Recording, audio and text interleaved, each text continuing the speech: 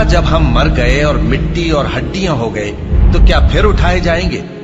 और क्या हमारे बाप दादा भी जो पहले हो गुजरे हैं? कह दो कि हां और तुम लोग जलील होगे।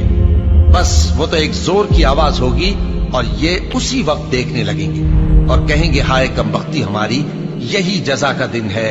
कहा जाएगा कि हां वही फैसले का दिन जिसको तुम झूठ समझते थे।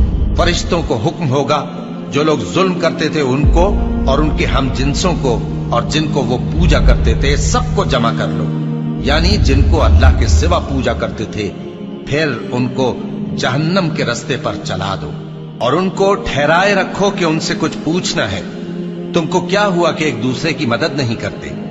असल बात यह है कि आज ये लोग अपनी गलती तस्लीम कर रहे हैं और वो एक दूसरे की तरफ रुख करके सवाल जवाब करेंगे। पैरोकार अपने पेशवाओं से कहेंगे कि तुम ही हमारे पास दाईं तरफ से आते थे। वो कहेंगे नहीं, बल्कि तुम ही ईमान लाने वाले न थे और हमारा तुम पर कुछ जोर न था, बल्कि तुम ही सरकश लोग थे।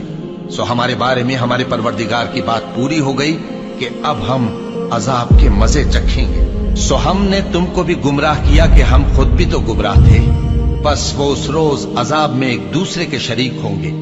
हम गुनाहगारों के साथ ऐसा ही किया करते हैं। उनका ये हाल था कि जब इनसे कहा जाता था कि अल्लाह के सिवा कोई माबूद नहीं तो तकब्बुर करते थे और कहते थे कि भला हम एक दीवाने शायर के कहने से कहीं अपने माबूदों को छोड़ देने वाले हैं? नहीं, बल्कि यही हक लेकर आए हैं और पहले के पैगंबरों को सच्चा कहते हैं। बेशक तुम तकलीफ देने वाले अजाब का मजा चखने वाले हो और तुमको बदला वैसा ही मिलेगा जैसे तुम काम करते थे।